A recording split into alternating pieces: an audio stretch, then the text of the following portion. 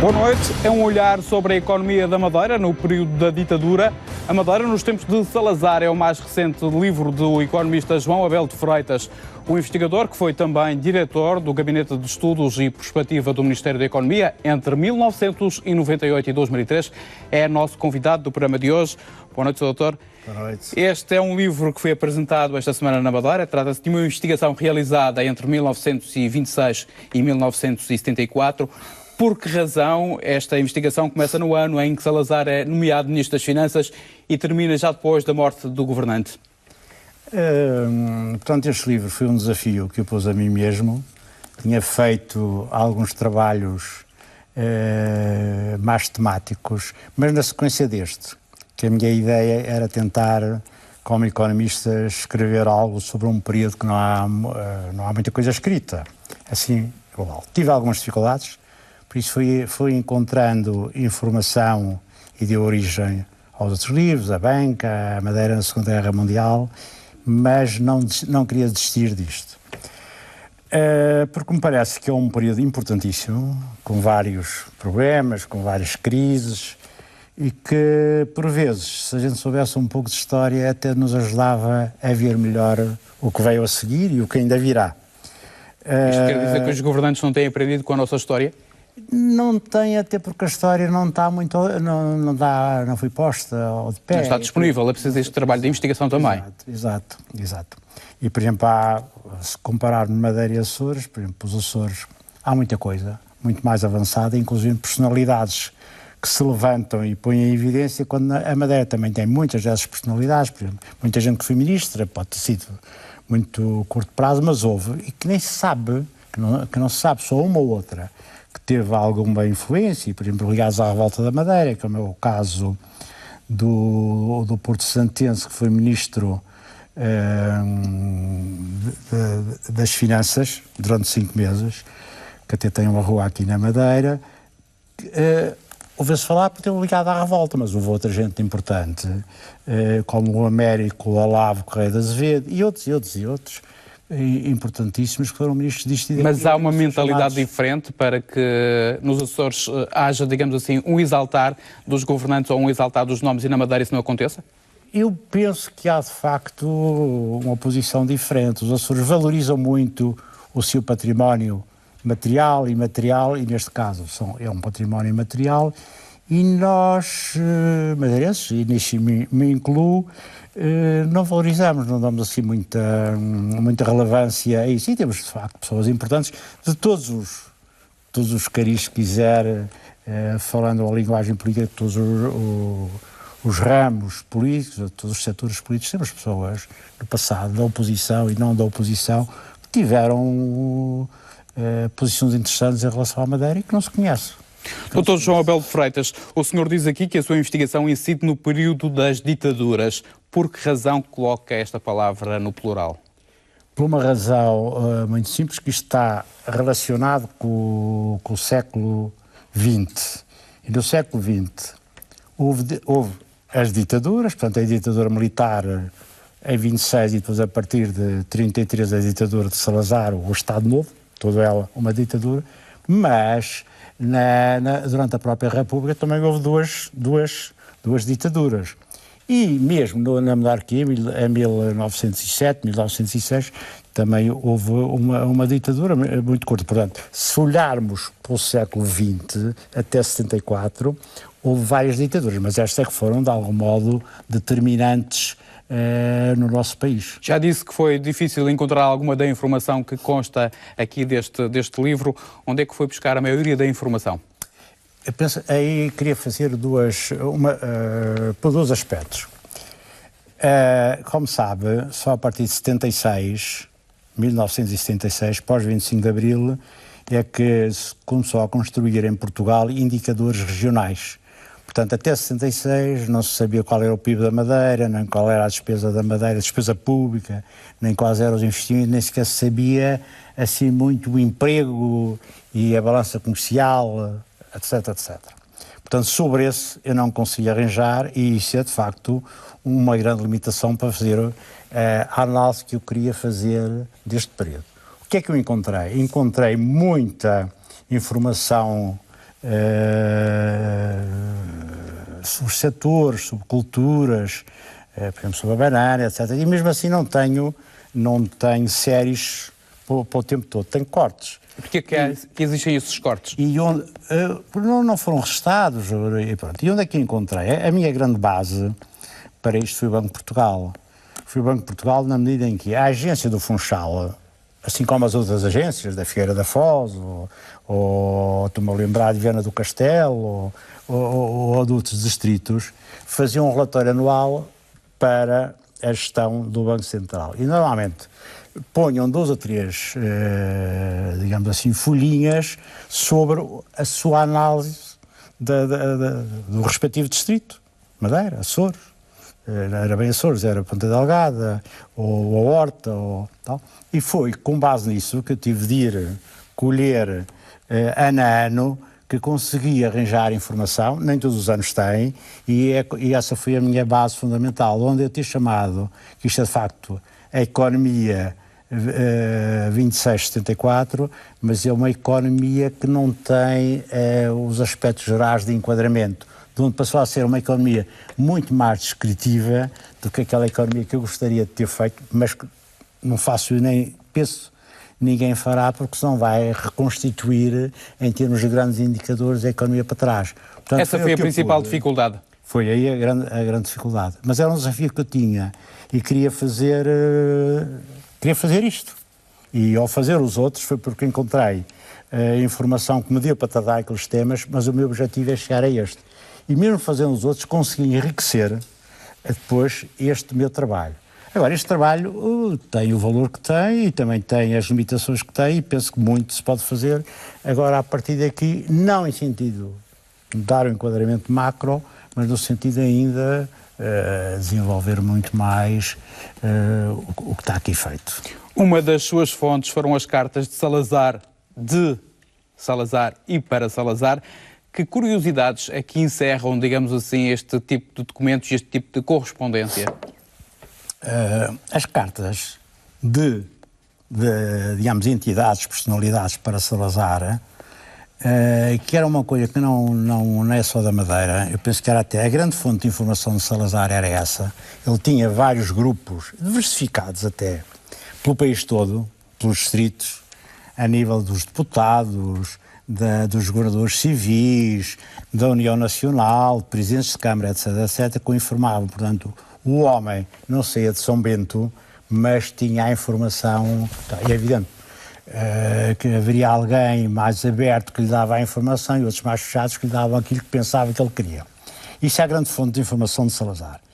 Ora, estas cartas, que eu publiquei aqui 2 ou 3, mas que até serão mais indicadas para um trabalho, digamos, de natureza política, falam sobretudo de problemas políticos, de formas de ver a Madeira, por vezes também de algumas cunhas, entre aspas, e de outros aspectos, até por vezes denúncia de corrupção, que há várias cartas de várias pessoas, e há a chamada intriga e de influência política, para nomear o A e o B para aqui e para lá.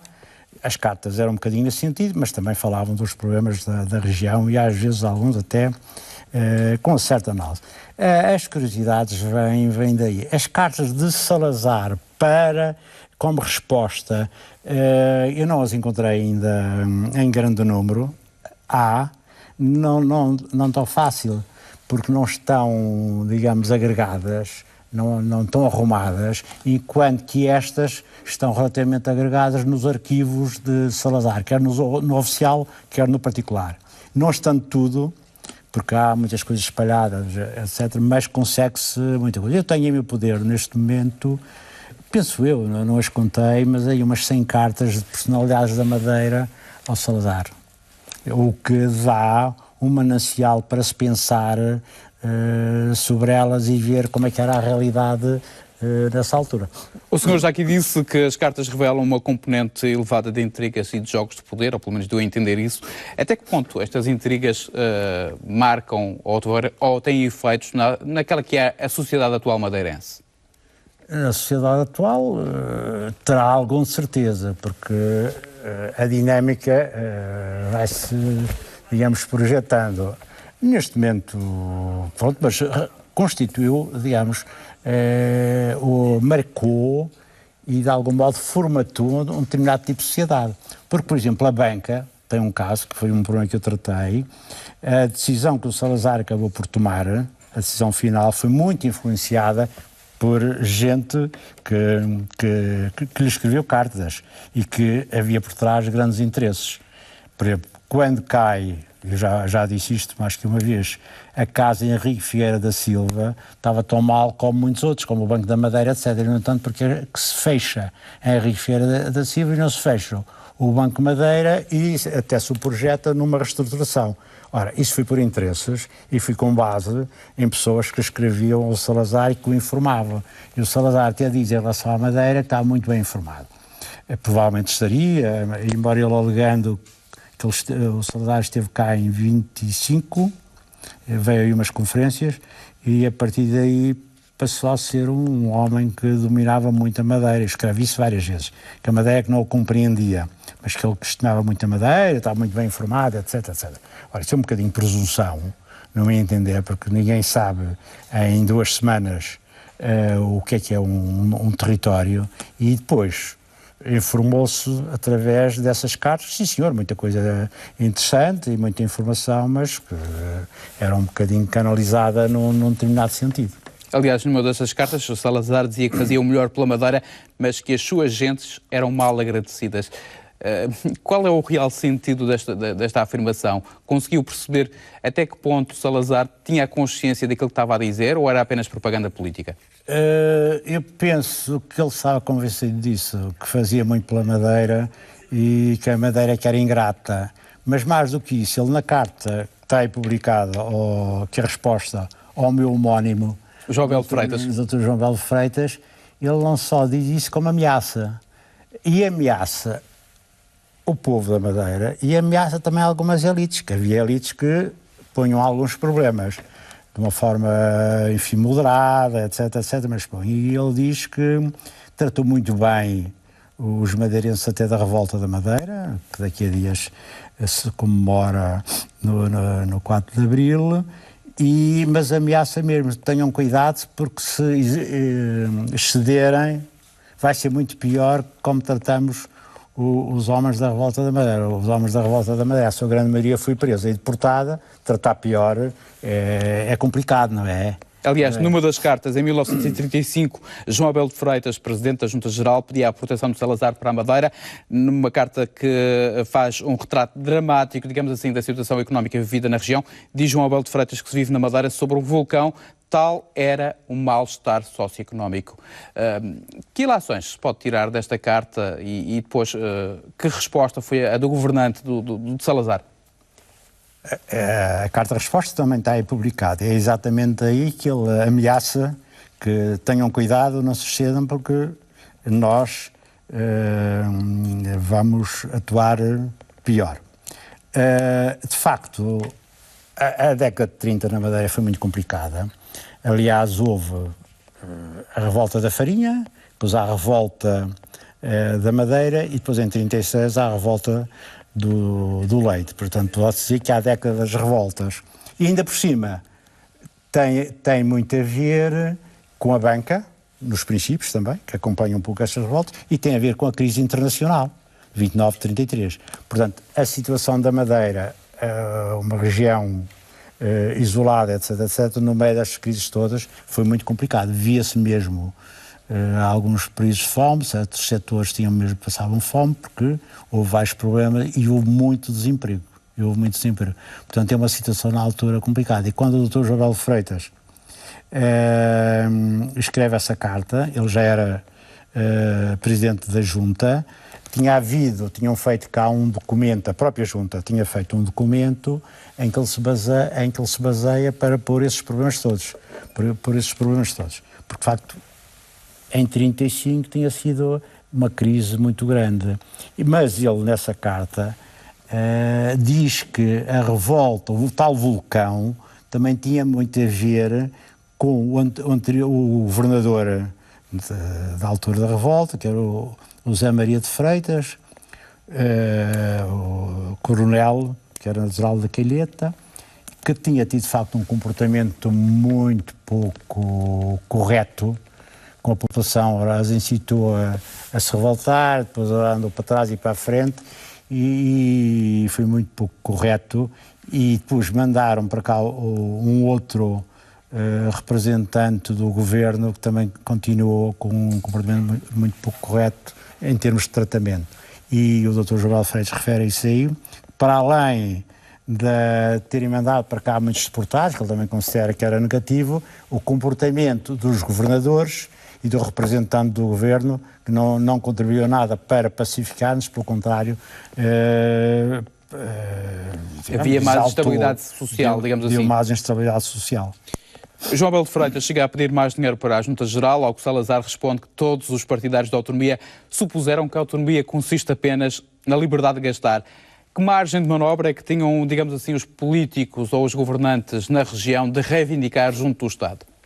Nessa altura tinha um pouco, porque o Salazar vai para o poder primeiro como ministro e depois, mesmo quando chega a presidente do Conselho, o grande objetivo dele não era propriamente o desenvolvimento, quer do país e muito menos da Madeira, era sobretudo a estabilidade. Tanto que se pode dizer, e os historiadores e os analistas desse período dizem que até 45 não houve praticamente um problema de estratégia de desenvolvimento. Portanto, o problema era conter as despesas públicas e era equilibrar e de maneira a suster que não houvesse que a oposição, que foi enfraquecendo, não reivindicasse e não criasse atos de contestação ao poder. Isso foi o grande objetivo. Durante esses 15 anos não houve obras públicas na Madeira? Houve muito poucos.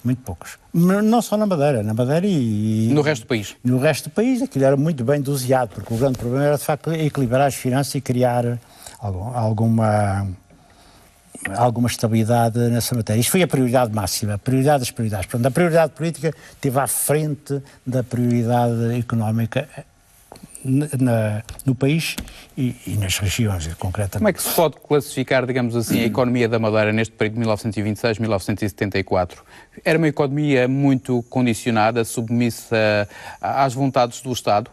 Era. Aliás, tinha uma junta geral, que era quem ainda fazia algum trabalho no campo económico. Tinha cá as delegações dos ministérios, a Junta Nacional das Frutas, o Instituto de Cereais, os produtos pecuários. Portanto, isto era vinha tudo praticamente lá. Mesmo quando se institui os planos de fomento, aliás, tem aí uma pequena nota sobre os planos de fomento, praticamente não havia planos próprios para a Madeira. Os planos eram integrados nos planos nacionais. Para a Madeira e para os Açores, o comportamento era o mesmo. Só mesmo lá para o fim, no último plano de fomento em vigor, porque o quarto plano de fomento não entrou em vigor, deu-se o 25 de Abril, é que já se começava a descortinar um pouco algo de específico para a Madeira, concretamente no campo do turismo, que se criou a nível do governo, um grupo para ver se fazia cá o Porto Franco, era uma coisa muito sentida pela Madeira, um pouco, penso eu, olhado, visto por Canárias. Pensou-se no Porto Franco como uma grande saída aqui para a terra, que depois veio a dar origem mais tarde à Zona Franca e depois ao Centro de Negócios, Centro Internacional de Negócios, que foi uma evolução. Mas a Madeira tinha uma economia em que, se lhe vou dar um dado, a riqueza da Madeira, em 75, quando eu cá estive, era metade. A riqueza média criada na Madeira por madeirense correspondia à metade da riqueza do país. É bom que se diga, para situar os nossos telespectadores, que o senhor foi membro da Junta de Planeamento da Madeira em 1975. Estive cá. Em que estado é que encontrou a nossa economia regional? Numa situação muito frágil, na medida que a grande maioria das empresas, mesmo aquelas com alguma dimensão, estavam perfeitamente todas descapitalizadas, ou seja, faziam-se empresas sem entrar com capital, era tudo com empréstimos. Isso era um bocadinho também lá, mas aqui a situação era muito mais grave. Quando há a Revolução, o 25 de Abril, ora, isso começou tudo a balançar e começaram aqui empresas a fechar, a não pagar salários e, por exemplo, aqui a construção civil, enquanto eu cá estive, atravessou uma situação muito, muito dramática. A construção civil e outros. E pararam uma série de obras, por exemplo, o casino esteve parado, vários hotéis estiveram parados, exatamente por essa falta de capital próprio e a banca começou a funcionar de outra maneira e foi complicado.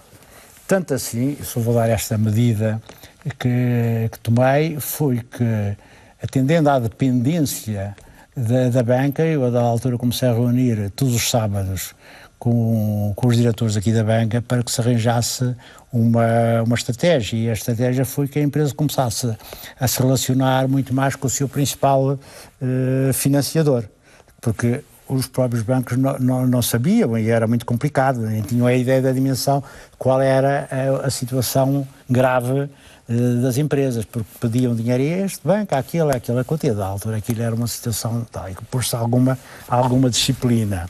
Era o que se pôde fazer, porque, tal. Mas eu penso que, apesar de toda esta medida não sendo, direi, canónica, era uma medida necessária naquela altura para conseguir-se pôr algum equilíbrio e que o tecido não desmoronasse completamente.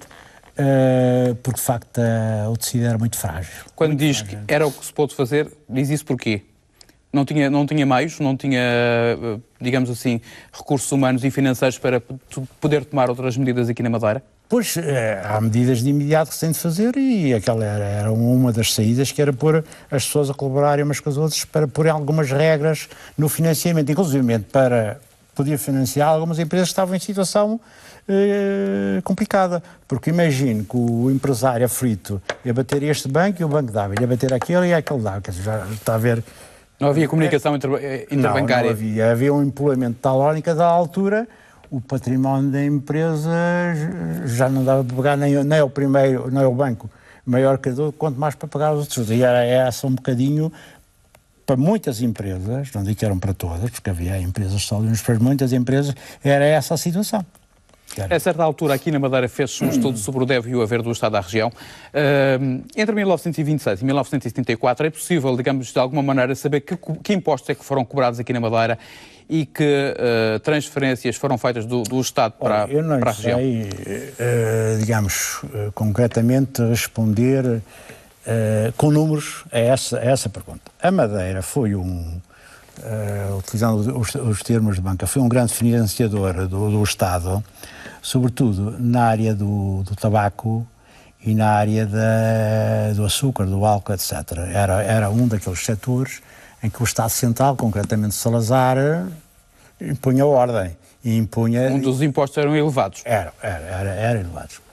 E era elevado e isso era a grande parte transferido, digamos, pelos cofres centrais. Isso é verdade. Agora, eu não lhe sei fazer esse encontro do deve e do haver. Não tenho esses dados, não fui uma área que eu tenha estudado e acho até bastante difícil fazer uma coisa com alguma seriedade sobre isto entre 26 e 74.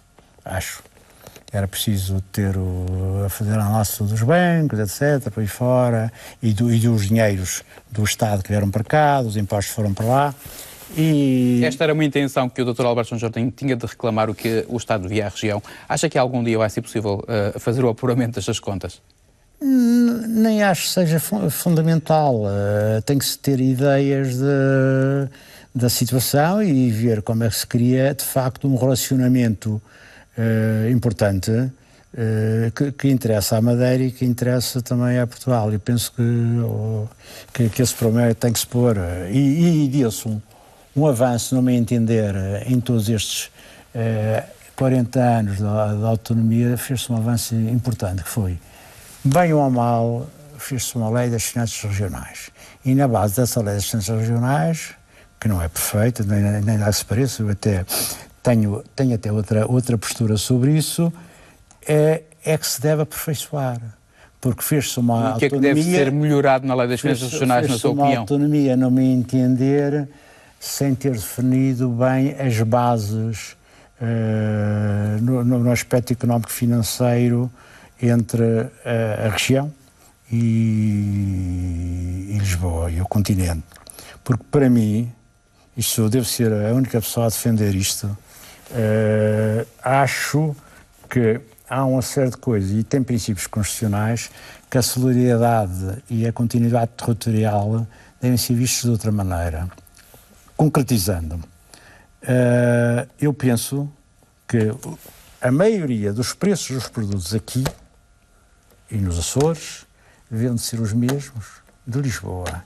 Conclusão. O que é que eu digo com isto, simplificando? Embora isto requeira uma análise e uma negociação, Madeira, Açores, continente, que é, ao fim e ao cabo, faz parte, na minha leitura da Constituição, como madeirense, e não me parece que isto seja político, acho que é uma base, e deve ser integrado na autonomia, os chamados fretes, custos de chegar cá aos produtos, e também de saída, na maioria dos casos, devia de ser, fazer parte do bolo central. Isto faz com que, se os princípios fossem assumidos, faz com que a Lei das Finanças Regionais tivesse ter atenção a isto, e provavelmente seria outra, com outra dimensão. Eu posso dizer isto com alguma experiência, porque quando eu cá estive na Junta, foi pouco tempo, mas pelo menos para 4 produtos, chamados na altura produtos essenciais, a Junta negociou com Lisboa, com o Governo Central, que o cimento, a gasolina, o ferro e os adubos fossem vendidos cá ao preço do caso em Lisboa. E sabe o que é que aconteceu? Pode consultar os jornais da altura. O saco de cimento que custava no mercado do Funchal, no mercado da Madeira, 50 escudos, passou, depois dessa negociação, a custar 31 escudos e 50. Quem é que suportava esse custo? Era o Estado? Era o Estado, fazia parte, era os transportes, portanto que isso seja. Agora o que é que se faz? O que é que aconteceu?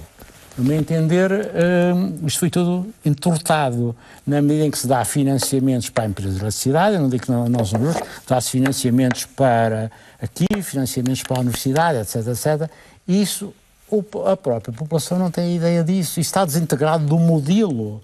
E a Constituição prevê um certo de coisas.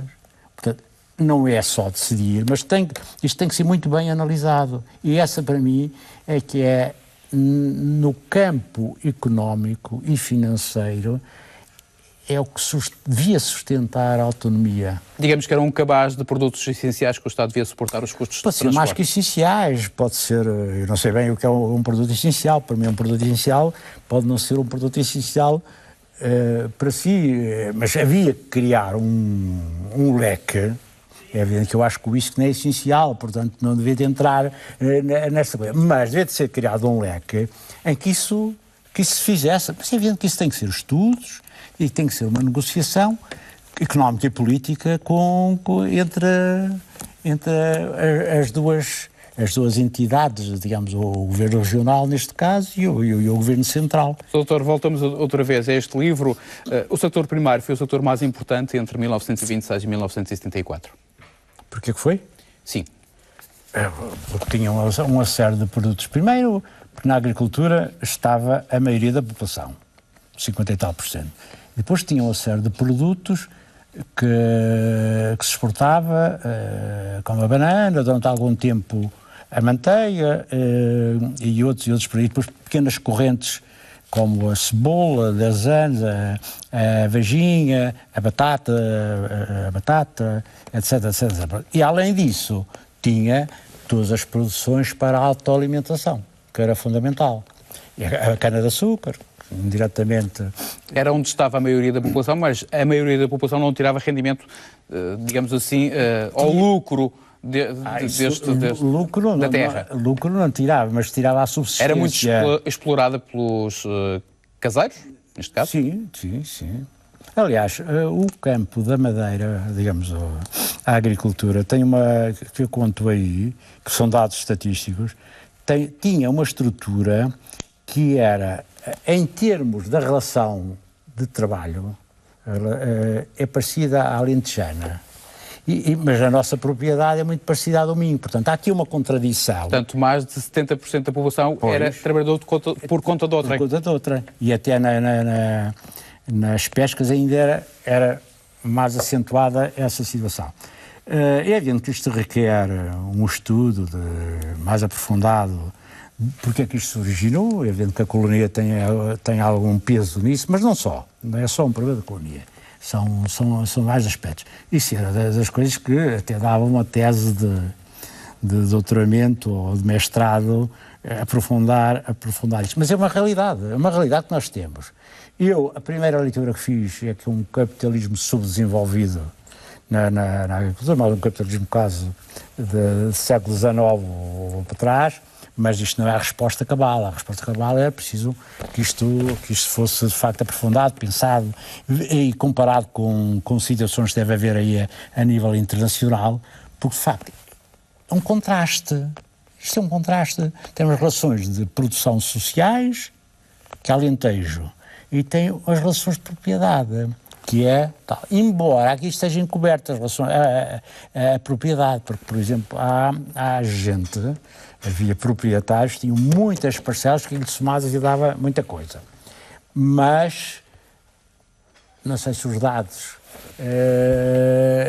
haverá alguma incoerência de dados, mas como isso está em dois censos, está no censo 50 e está no censo 60, cheguei à conclusão que isso tem uma aproximação à realidade. Portanto, o fenómeno em si é que é completamente diferente do que acontece em muitos sítios do continente. Aliás, não conheço nenhum, embora eu não seja um especialista da parte agrária. Em 1936 é criada a Delegação de Turismo da Madeira, ainda assim sem resultados práticos. Porquê? Porque era mais um organismo, digamos, que se enquadrava na estrutura do Estado Novo e que não teve autonomia para ter, por exemplo, um plano minimamente de desenvolvimento. Não conheço um plano de desenvolvimento do turismo para a Madeira. Nunca houve.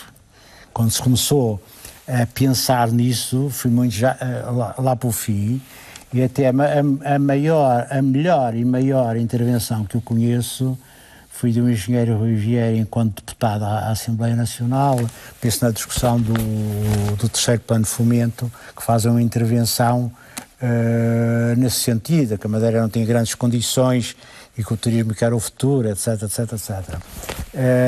E porque um plano de turismo implicava efeitos nos outros setores, como é que eram os transportes, como é que era o abastecimento, como é que a agricultura ia produzir para o turismo, como é que isto era e em que parte é que era dependente do exterior.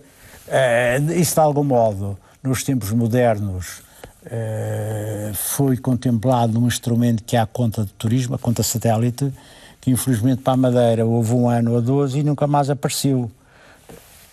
Também é uma falha complicada, porque o turismo precisa ter instrumentos para que as pessoas que estão lá, quer trabalhadores, quer empresários, apesar de reivindicadas, as obras do Porto do Funchal foram sempre adiadas. Isto na Segunda Guerra Mundial, portanto, podia ter dado jeito à economia da Madeira. Salazar nunca deu ouvidos aos governantes, é isso? Não fui bem aos governantes. Eu penso que Salazar deu ouvido a alguns governantes. Não deu ouvido a outros. E para além disso havia outros interesses empresariais por trás disso. Ou seja, nessa altura, a pessoa que melhores ideias defendeu em relação ao Porto foi o posterior governador Inocêncio Camacho de Freitas, que tinha uma posição, para mim, de fundo interessante, que era criar um porto global, ou seja, um porto para servir a economia, em que os barcos grandes também atracassem, e não criou um porto, e ele é claro nisso, só para import-export, só para transfega de mercadorias, de chegada e de partida, e mais, um bocadinho forte, não criou um porto para servir a empresa insulana de navegação. Ora, ele punha isto, a empresa insulana de navegação, contra os interesses da Madeira. Ou seja, o que ele defendia era um porto que servisse fundamentalmente o turismo, onde os grandes barcos pudessem aportar, etc, etc, etc.